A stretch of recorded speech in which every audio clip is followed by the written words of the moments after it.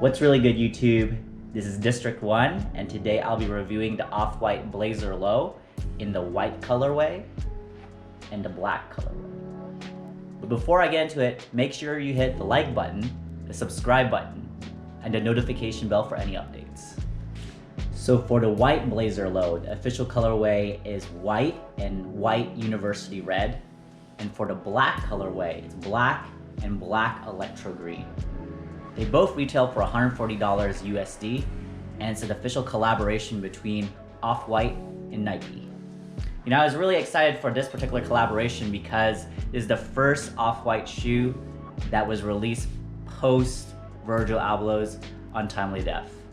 But I was really excited to see how off the wall the overall design was, and I wanted to dig a little bit deep into it, and so let's go, let's do it. So in terms of my copying experience, you know guys, I'm 100% manual gang, and I gotta say this is one of the craziest manual cops I ever had to go through. Let's go to the timeline to show you what I had to go through. So sometimes there's these drops where you're up late or up early in the morning, or like, what am I doing? So it was pure speculation that these shoes were even going to drop on the night of April 7th. So it was midnight, April 7th, April 8th, and I was just on the Offwhite website, just clicking away, you know? Hopefully something will turn up. So 12 a.m. hits, and you're like, man, that queue starts. So this is my chance, right? Well, you're wrong. So for the first time, I get hit with the back soon page, and I'm like, okay, this is only gonna happen for another 5 minutes and I'm back in, right? Well, think again. 1 a.m., you gotta restart that whole process. 1:24, no dice. 1:37, yeah, right. 1:55, keep dreaming. 2:02, no dice. But wait, 2:24. Why am I up at 2:24 in the morning? I think in this situation, only the strong survive, or I guess the stubborn survive, and I copped. Both colors, no less. So now that's out of the way, let's get into these shoes, huh? So the Blazer box is probably one of the most unique boxes I've ever had my hands on. I mean, these holes are through holes. I mean, how stable are these, you know? Well, I love it, I love the idea.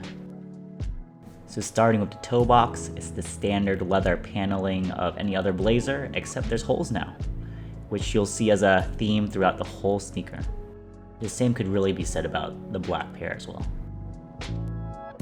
On the lateral side, you'll see more of that standard Blazer paneling with the red Nike swoosh that's a nod to the Nike Cortez, as well as a unique nylon blue tag, and throughout you'll see more holes. Note the faux oxidized canvas material that's really unique to this pair compared to other Blazers. For the black pair, it's a little bit more direct, a little bit more simple, predominantly black, less primary colors, and even the blue tag is now just blacked out. On the back side of the white pair, you see more of that continuation of that canvas material, a very, very premium leather with Nike deeply embossed in it in red. And look at the material, it's just such high quality here. When comparing materials between the white and the black one, I think the white one wins out here. Here it's just a standard leather and it's just blacked out. So in true Off-White fashion, on the medial side, there's some of that Off-White Nike co-branding pad printed onto the leather. So for the white pair, it comes with only one pair of white laces with shoelaces apostrophed on each of the shoelaces, as well as shoelaces apostrophed on the yellow shoelaces throughout the uniquely placed I Stay hoops throughout the shoe.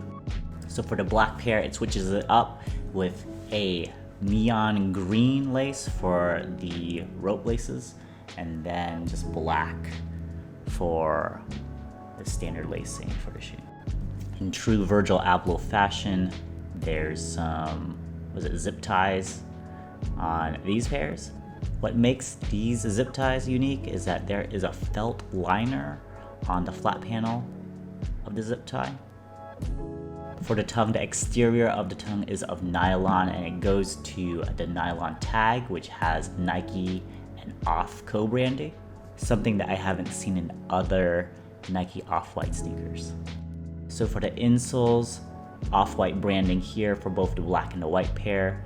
A very unique detail that some might have missed would be the leather inner liner of the tongue. So the very unique part of this sneaker is that there's a lot of custom tooling involved in terms of the midsole slash outsole. So the toe portion of the outsole has a very deep, more embossed and pronounced feature to it compared to the standard blazer, as well as obviously the heel unit is fully custom tooled and then glued onto a standard blazer midsole. So very cool detail here. For the black one, it does have some speckling detail, and so it's a little bit more of a nice contrast compared to a lot of the primary colors you see on the white pair.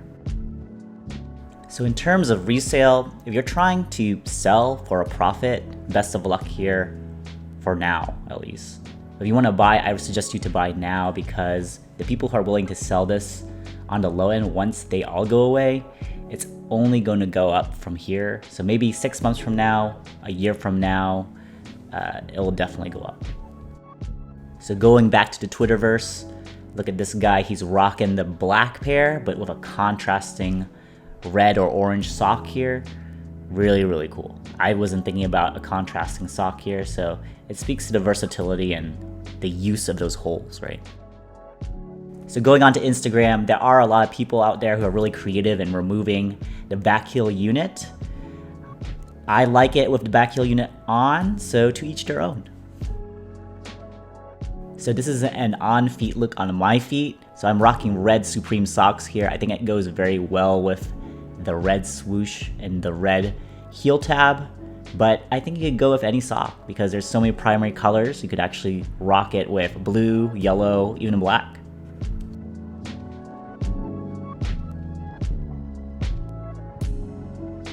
So in terms of fit, I'm a true to size 8.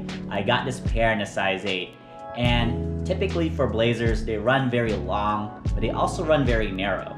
So what I usually do to remedy this added extra area within the forefoot is to add a pair of insoles in. And it also provides an added level of cushioning to the shoe for this really outdated level of technology for the shoe. So in terms of construction, I gotta say I'm very impressed by what Nike and Off-White had offered here. I mean, they still use the same synthetic leather that's used in other blazers, but it's overcome by the fact that the overall construction is unique.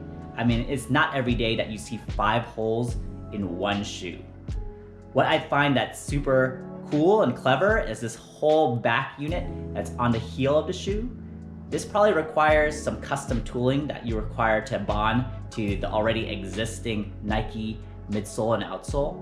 And so trying to create that clean bond, that clean interaction there from a manufacturing standpoint is very well executed.